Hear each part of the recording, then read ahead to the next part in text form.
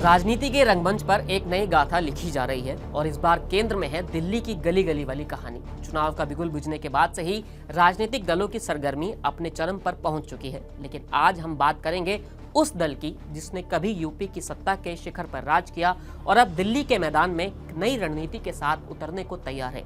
इस पार्टी का नाम है बहुजन समाज पार्टी यानी बसपा।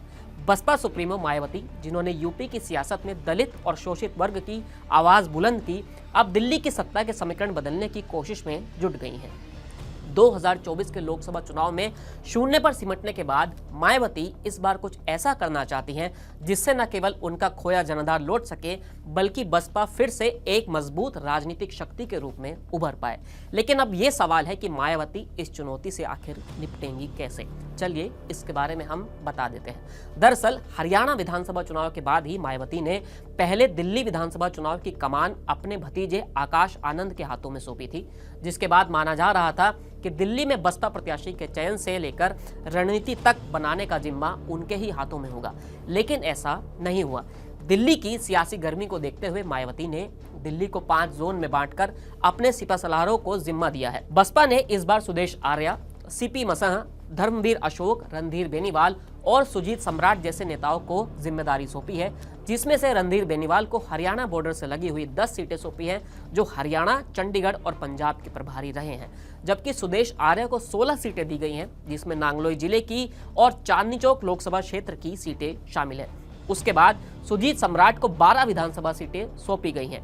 बसपा के प्रदेश अध्यक्ष सीपी सिंह को 3 विधानसभा सीटों की जिम्मेदारी दी गई है और धर्मवीर अशोक को 20 विधानसभा सीटों की जिम्मेदारी सौंपी गई है। बसपा के ये 5 नेता दिल्ली में उम्मीदवारों का चयन करेंगे और उन्हीं के कंधों पर जीत की जिम्मेदारी भी होगी। अब जरा इतिहास पर भी नजर डाल लेते हैं। बसपा का दिल्ली की सियासत में एक समय अच्छी खासी धमक रही थी। बसपा के 20 सालों के चुनाव ट्रैक को रिकॉर्ड को देखेंगे तो साफ पता चलता है कि एक समय उसका वोट शेयर कैसे 14% के ऊपर पहुंच गया था, लेकिन मौजूदा दौर में 1% से भी कम है। 2003 में बसपा 40 सीटों पर चुनाव लड़ी थी। इस चुनाव में बसपा एक भी सीट नहीं जीत सकी थी, लेकिन उसे वोट 5.7% मिला था। जबकि 2008 के विधानसभा चुनाव में बसपा दिल्ली की सभी 70 सीटों पर चुनाव लड़ी थी, उसे 2 सीटों पर जीत भी मिली थी और उसका वोट शेयर पहुंच गया था 14.05%। बसपा गोकुलपुरी और बदरपुरी सीट जीतने में कामयाब रही थी। गोकुलपुरी सीट रिजर्व थी, जबकि बदरपुरी नॉन रिजर्व थी।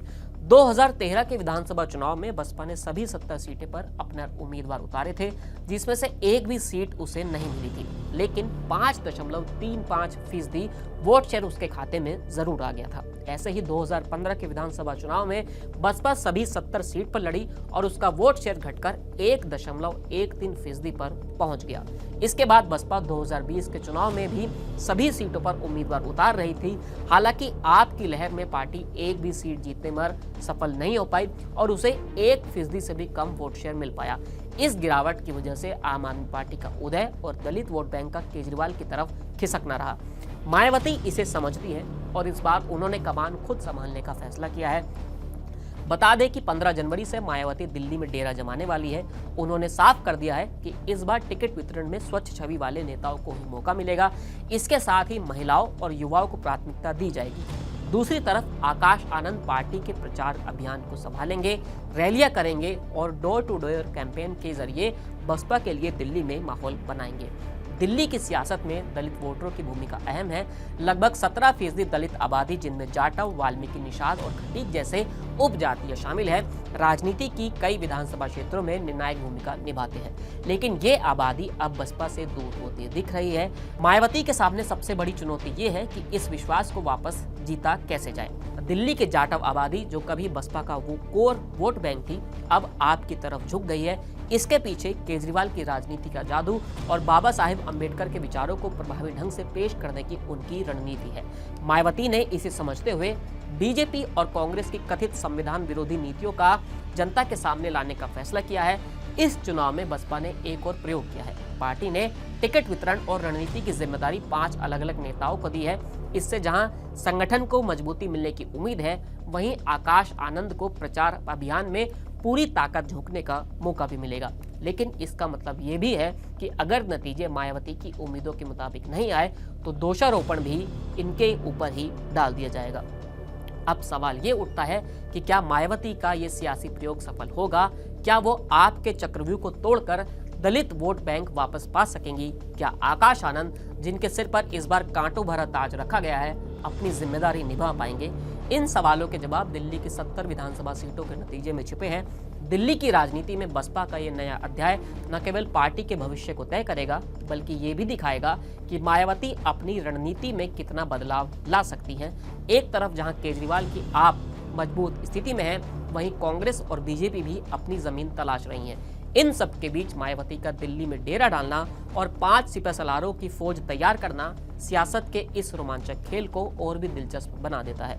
तो दिल्ली की सर्दियों में राजनीति की ये गर्माहट बताती है कि चुनावी दंगल में कोई भी खेल खत्म नहीं होता जब तक आखिरी बाजी ना खेली जाए। मायावती की नई चाल उनकी राजनीतिक विरासत को बनाए रखने की आखिरी कोशिश हो सकती है। देखते रहिए, क्योंकि ये कहानी अभी खत्म नहीं हुई है। फिलहाल इस वीडियो में इतना ही, फिर मिलेंगे नए वीडियो के साथ। शुक्रिया।